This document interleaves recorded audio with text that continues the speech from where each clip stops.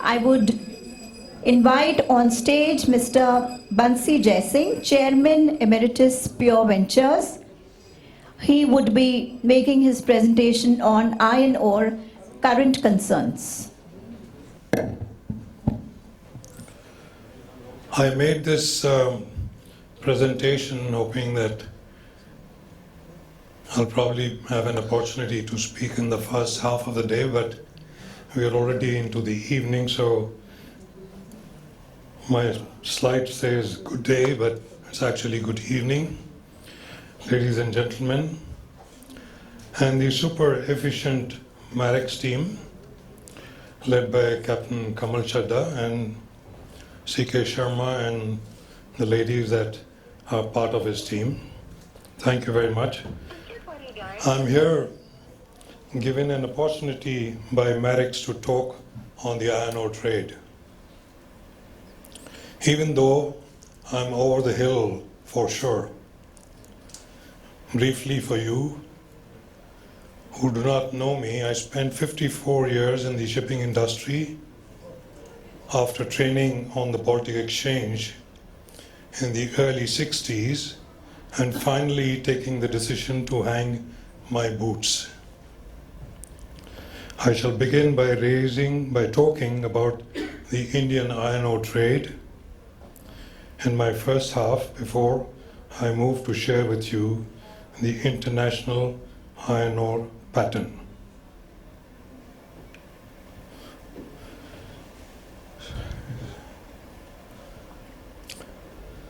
That's the topic that was given to me. Overview of iron ore. Iron ore is regarded as the second most important commodity behind oil. It is an essential input to produce crude steel. Iron ore makes up 5% of the Earth's crust and is the second most abundant metal after aluminium. 98% of the iron ore mined is used for steel making. Pig iron is produced from the smelting of iron ore and is further processed to remove impurities and reduce the carbon content to produce steel. I have an expert sitting here from the steel industry, so please correct me if I go wrong anywhere. There are three types of iron ore. High grade, which is more than 60% Fe content, like the Brazilian and Australian hematite. Historically, it has provided a direct feed to smelters, either as a raw lump or fine, in a processed form as sinter or pellets. Then we have the medium grade, ores having between 55 and 60% Fe content. And we have the low grade, which is iron-rich rocks having lower than 55% Fe content. Global overview of iron ore industry. Iron ore is the source of primary iron from the world's iron and steel, for the world's iron and steel industry, which in turn is essential to maintain a strong industrial base to make any nation strong. Almost 98% of all the iron ore is used in steel making. The 7 largest of the producing countries account for 3/4 of the total world production. Australia and Brazil together dominate the world's iron ore exports, each having about 1/3 of the total exports. Iron ore feeds the world's largest trillion-dollar-a-year metal market and is the backbone of government infrastructure. World iron ore production has increased dramatically over the last decade. As a result, traditional high-grade iron ore reserves are significantly depleted and many new iron ore deposits of lower grade are being mined. Production trend, growth projection and forecast. Global iron ore supply increased modestly owing to better weather conditions in some mining locations. Production in Australia remained flat, whereas Brazilian production increased by about 18% quarter to quarter to 92 million tons. The demand declined as the Chinese steel sector was impacted by a weaker property sector, with ghost townships remaining ghosts and due to COVID-19 lockdowns. European demand reduced due to sustained inflation, resulting in slowdown of industrial activities. Despite lower profitability, miners remained committed to reward shareholders through dividends and share buyback programs. The near-term outlook is for subdued global iron ore demand, a weaker economic outlook globally, and rising interest rates indicate declining steel consumption in the near term.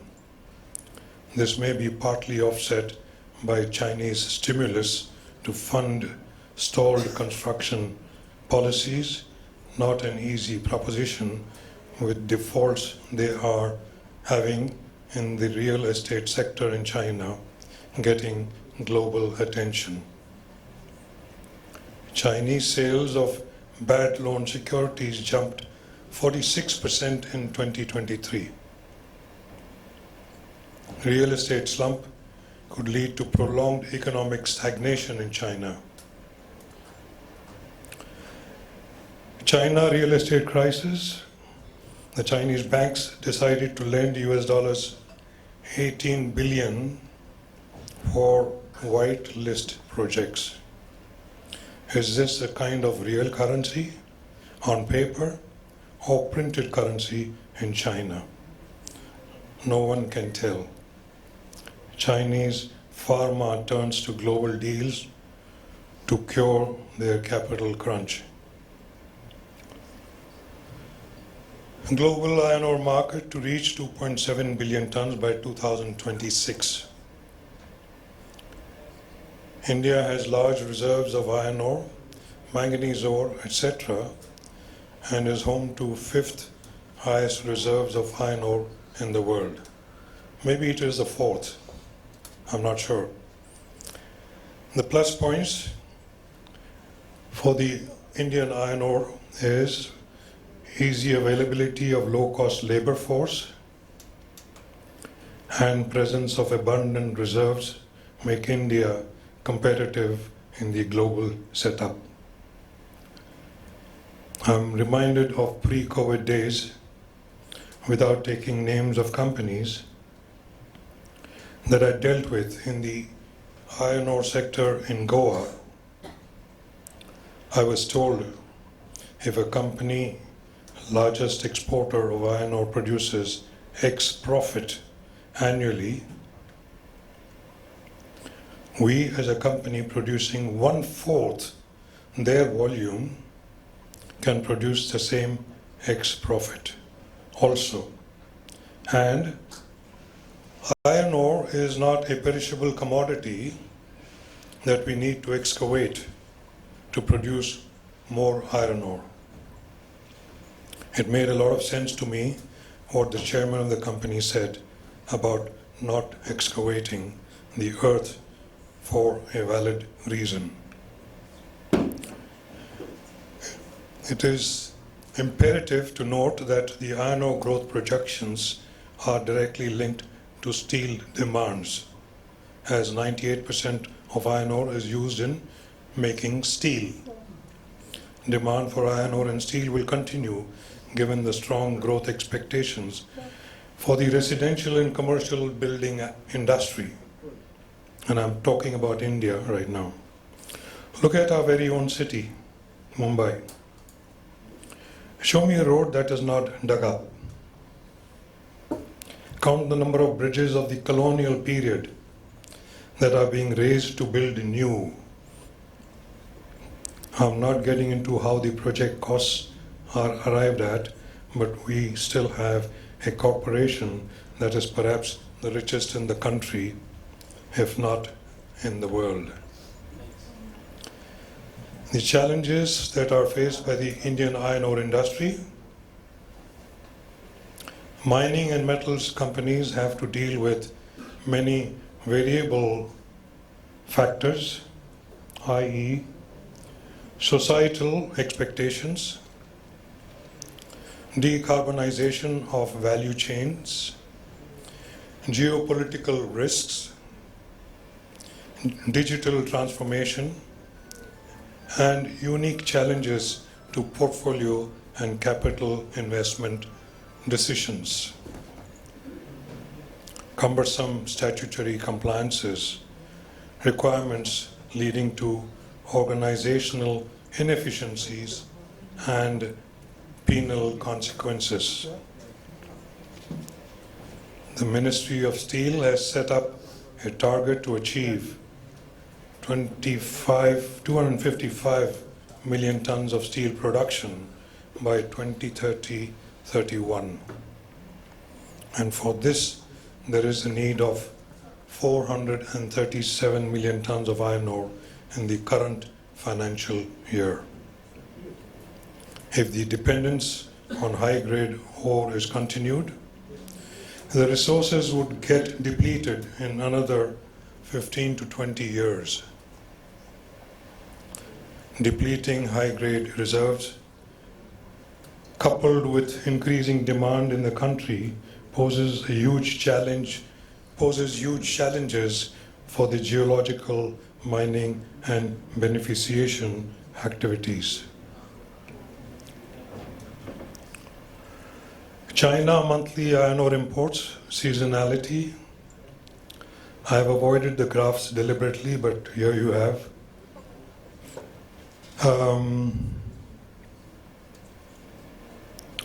You see the red is the 2023 figures. The blue is 2022.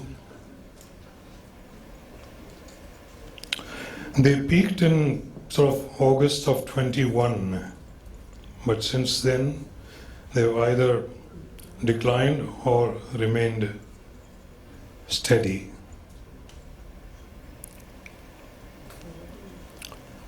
Iron ore imports of China.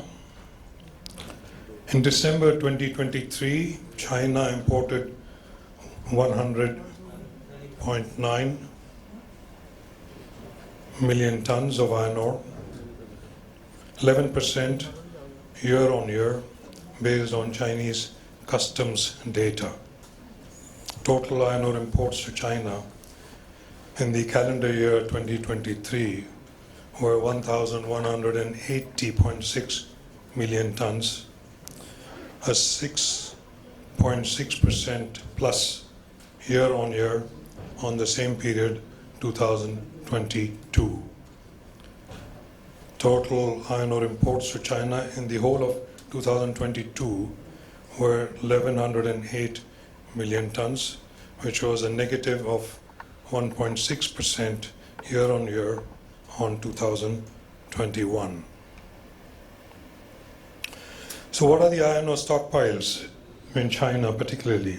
In December 23, Chinese iron ore stockpiles at major ports were around 115 million tons, which shows a negative figure of 14.7% year on year. Over the period January-December 23, Chinese iron ore stockpiles at major ports averaged 126.4 million tons, again a negative of 10.7% year on year for the same period of 22. Iron ore stockpiles at China major ports in January of 24. You can see they dropped. Now they're beginning to rise again.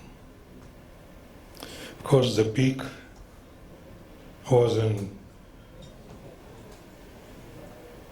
21, 22. So we know what happened in the previous years due to COVID for the iron ore imports. Their monthly crude steel output and seasonality. Again, you see the red line, which is coming down. The blue line is more or less steady, slowly climbing up.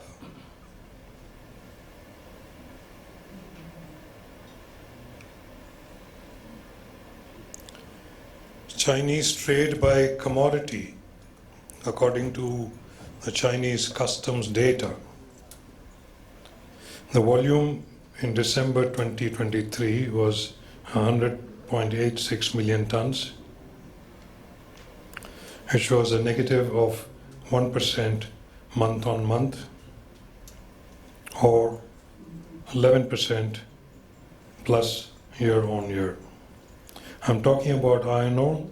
Steel products, yes, they get affected by iron ore, but I'm restricting myself to iron ore in this image.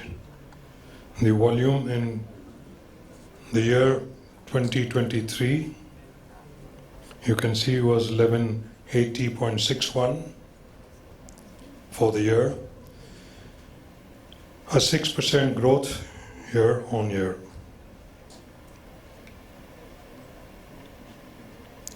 Dry bulk monthly fleet update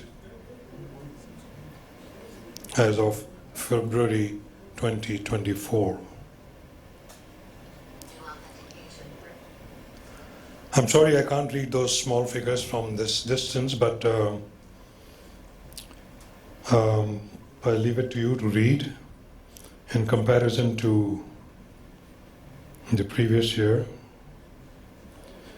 And I would restrict myself to Cape-size vessels or the Panamax, which relate to the iron ore trade, rather than going down to the Handys or Supramaxes.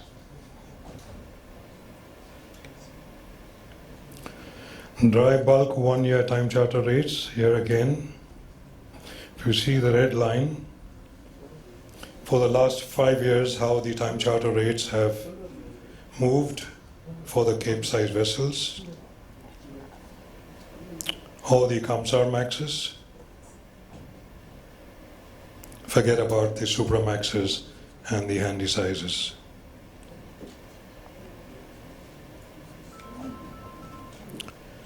Average sailing speeds in knots. I think Shubhu had a slide on this, so I won't go into details. Particularly the Cape-size vessels, as you can see, the average was 11.2 knots.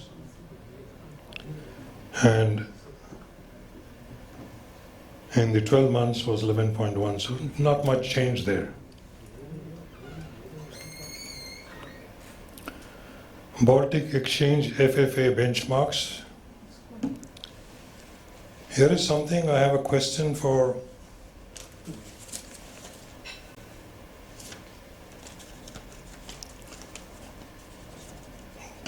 the delegates here. The capes are being shown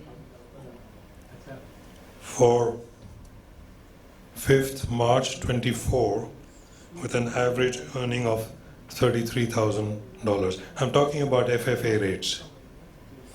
Now, if I take you down that column to calendar 31, this drops to 18,300. So from 33,000, the capes are dropping down to 18,300 in a matter of 7 years. If you look at the Panamaxes, similarly, from 17,600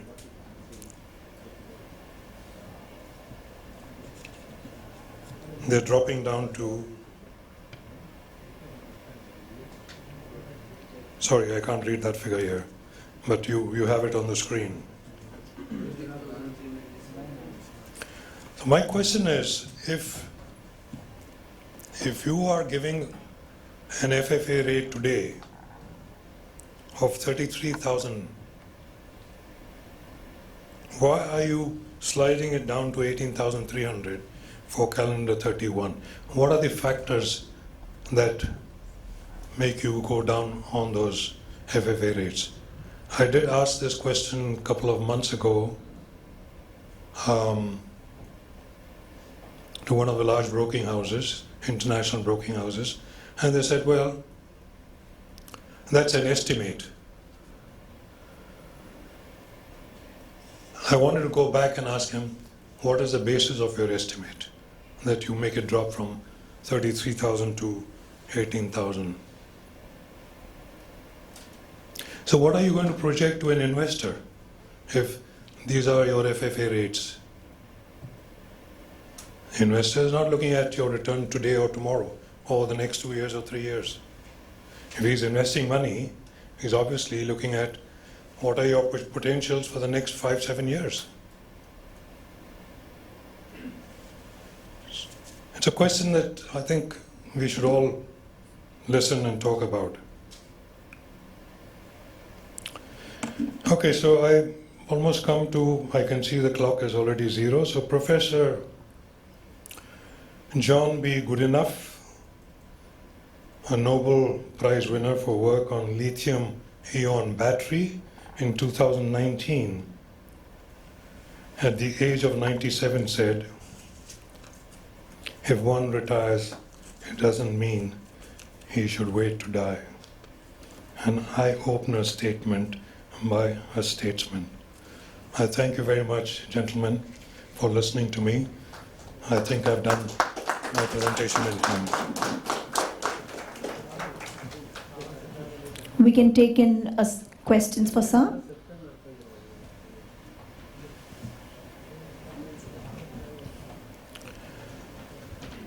Okay, yeah, please go ahead. Feel free. Test my brains because the capacity here is reducing.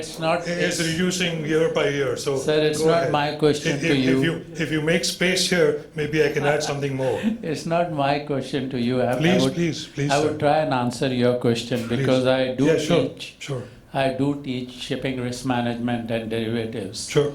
So what we look at, that it's not always that the market is in backwardation. There are times when the market is in contango also, where the forward rates are more than today's rate. So in a situation like this, how the players in the market, which you very rightly said, the brokers, how the players in the market, they foresee taking into account a number of factors, the global risk factors and other factors, and also what the expectations of the owners are for, let's say, a 10-year-old or the 6-year-old charter. So taking all that into account, they come to what is it that the market is considering, and those are the rates. That one way. And the second thing is, if I was to go in the market with a ship and try to fix it for 10 years and ask 10 brokers, what rate can you get me? And if the market players come out and say, okay, I'll get you 18,000 or 19,000 or 20,000. So that also gives some sort of an idea that market is being looked at being in backwardation because of many other factors. Coming back to it's all guess, it is still guess, it is nothing pakka which people can say. For the next 1 year, 2 years, 3 years, it's relatively easier to do it. Let's say for Cal 25, its market is still there, market is liquid. The moment you go beyond 25 to 26, the liquidity starts drying up. When the market becomes illiquid, then the difference between what one party gives and the other party gives, it can be a huge difference. So it's actually a big challenge for the market players to put those numbers. So this sort of thing is not 100% reflection of what the market could be at that time. Thank you very much. You have the world's top 10 broking houses that gave out those figures. And we've got ship owners who are willing to look at projects which have got a long-term charter. I'm not talking about dry cargo. I'm talking about specialized carriers. And we have to work a project and give to them, which they can go to their bankers or investment funds to be able to convey to them, convince them. That is still more illiquid. Exactly. Now, I have seen over the years, I'll take 10 seconds, Captain. The first iron ore shipment that went out from Goa to China, and I'm going back 1985 or early 1980s. First shipment from Goa to China was 28,000 tons of iron ore.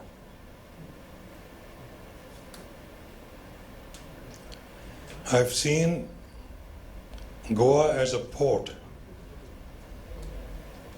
as the only port in India to handle the largest size of ships to load iron ore, in which we were responsible as chartering brokers. We started with 227,000 deadweight. Loading at berth number 9. We had the entire Japanese trading houses in Goa come to the port the day the ship was supposed to be brought in. They were scared to death like hell that if this ship doesn't turn around in the basin, the export of iron ore is finished from Goa. They all were there in the port. You know how they work, writing down their reports to the head office. But everything went off smoothly. We then improved the size of ships to 305,000 deadweight. Loading iron ore in Goa, in midstream, 2 transhipper vessels feeding the cargo. A fleet of 40 barges was running up and down supplying the iron ore to the transhipper vessels. And the largest consignment we loaded was 299,300 metric tons. And guess how long it took? 13 days. The ship was in 25 meters water depth because she was already drawing 22 meters. And we went out to see the ship. We had the pleasure of seeing some dolphins going along with us. No. I'm talking about these charters that I did for Sesagoa. Way back in 77.